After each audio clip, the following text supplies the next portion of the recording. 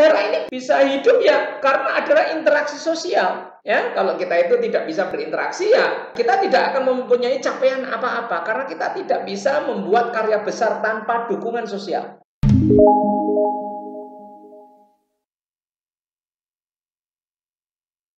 Assalamualaikum warahmatullahi wabarakatuh. Waalaikumsalam warahmatullahi wabarakatuh. Jumpa lagi dengan kami di Mufak TV bersama saya Zakia Joban dan Jumala Multazam. Sahabat muda, topik kita yaitu masih topik yang begitu luas dan sangat-sangat penting, yaitu membangun karakter pada anak. Begitu banyak karakter yang sama pentingnya, ya, yang penting sekali untuk ditanamkan pada anak-anak sejak dini. Salah satunya yaitu karakter kepedulian sosial. Sebagai makhluk sosial, kita tidak akan mungkin bisa hidup sendiri. Dari kita lahir sampai dengan kita mati, kita selalu membutuhkan orang lain.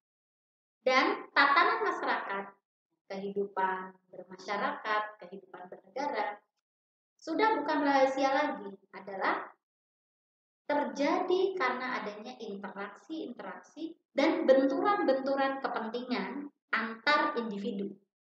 Jadi, di dalam kehidupan kita akan selalu ada orang lain, bertemu orang lain, berinteraksi dengan orang lain, selalu ada keterkaitan kan dengan orang lain. Nah, sebegitu pentingnya nih kepedulian sosial agar kita bisa hidup dengan nyaman, dengan bahagia. Karena apa?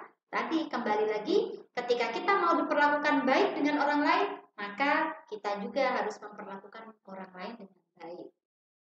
Oke, nah Pak Jumala, seberapa penting Pak kepedulian sosial dan apa sih manfaatnya kepedulian sosial itu pada anak-anak? Ya, sebelum seberapa penting dan manfaatnya, saya ingin respon introduction-mu tadi loh. Karakter yang harus kita kenalkan kepada masyarakat ini kan banyak. Iya. Terus apa itu semua harus kita kuatkan? Enggak. Karena setiap manusia itu punya potensinya masing-masing. Mungkin karakter-karakter yang lain standar, tapi ada satu karakter yang kita menonjol sangat kuat. Ya? Dominan. Nah, gitu ya. Standar loh ya, bukan buruk. Kalau buruk tetap bagaimanapun ya jelek. Kalau buruk kan akhirnya menimbulkan misalnya contoh, orang tidak jujur, nah itu kan buruk. Ya. Tetapi ya kejujurannya so-so. Tetapi ada tanggung jawabnya, dia luar biasa. Betul. Nah, itu sampai menonjol gitu ya. Namanya karakter itu adalah sampai menonjol, sampai dominan, sampai dihafal orang. Itu namanya karakter. Dan salah satunya tadi kepedulian sosial ini kalau dominan, itu kan kita akan banyak sekali manfaatnya. Iya, ya. Nah, apa manfaatnya ya? Terus tadi apa pertanyaannya dua? Seberapa penting? Oh, seberapa penting? Ya, tentu saja sangat penting. Kita ini tidak bisa hidup sendiri.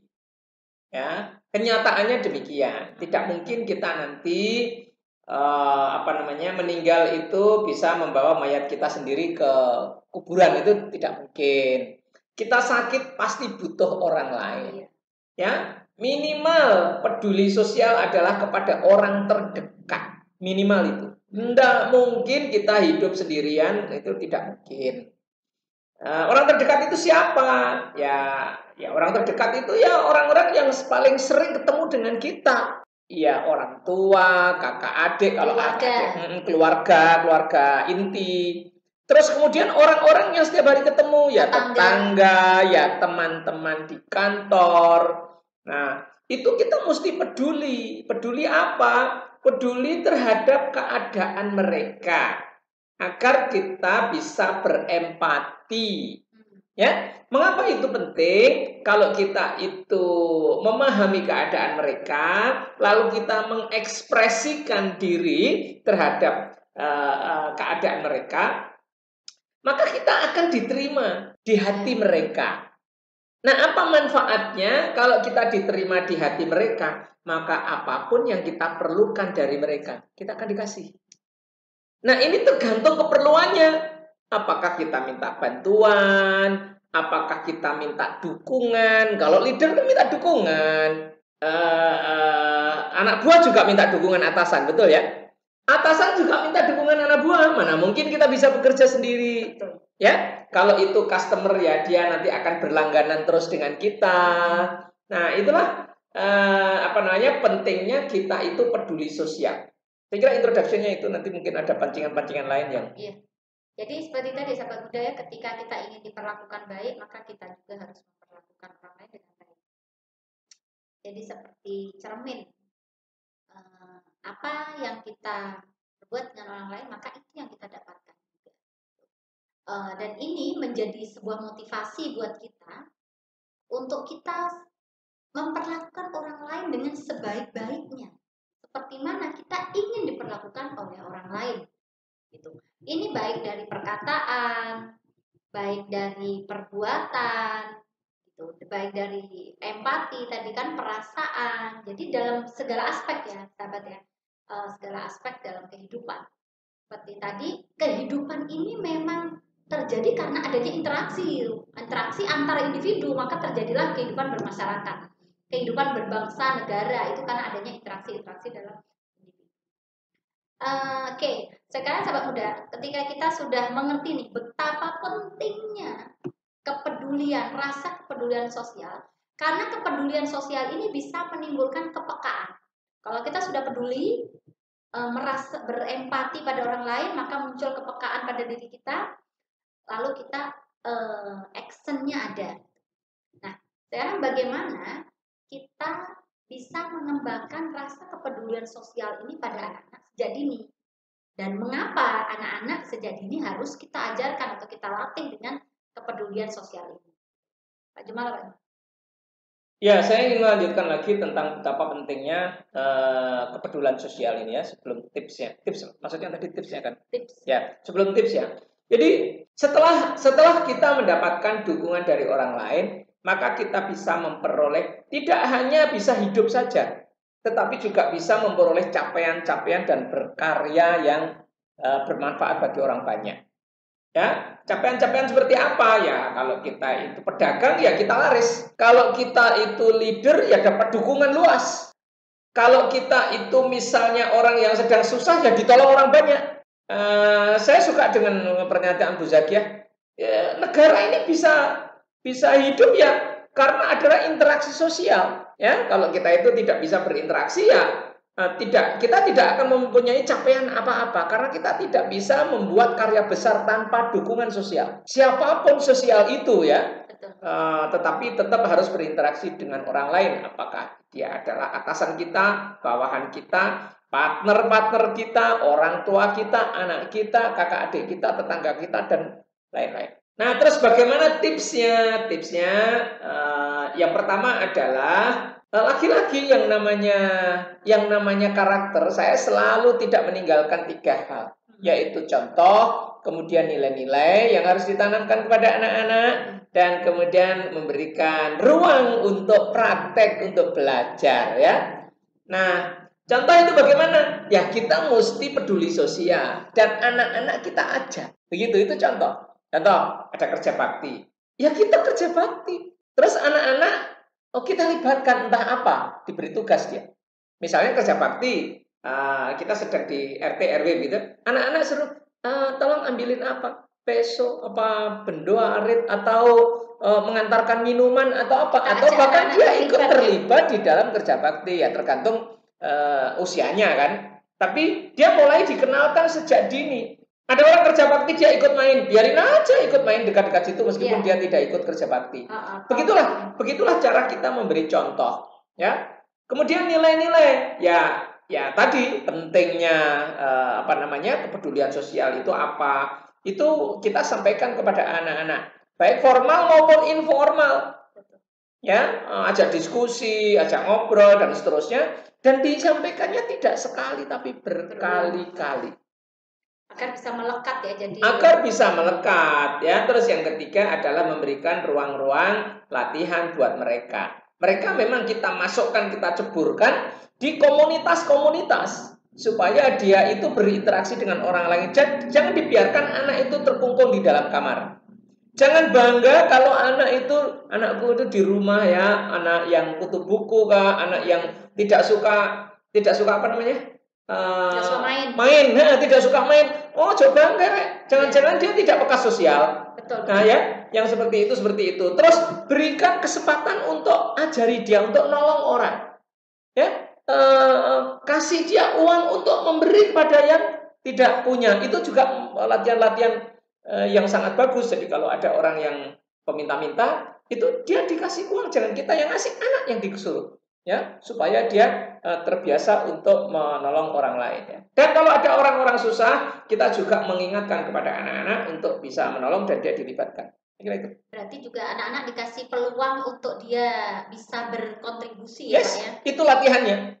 Jadi kasih ruang, peluang, kesempatan, betul. Untuk anak bisa dia berkontribusi. Iya. Dan ketika dia sudah berkontribusi, pasti kepercayaan dirinya kan meningkat, Pak.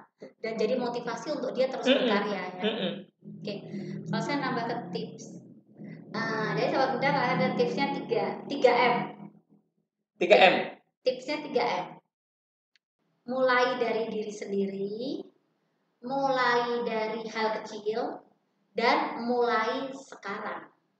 Jadi mulai dari diri sendiri itu jangan menunggu orang lain peduli dulu sama kita baru kita peduli, tapi kita duluan yang peduli dengan orang lain, toh nanti insya Allah orang akan berbalik peduli dengan kita. Yang kedua, mulai dari hal kecil.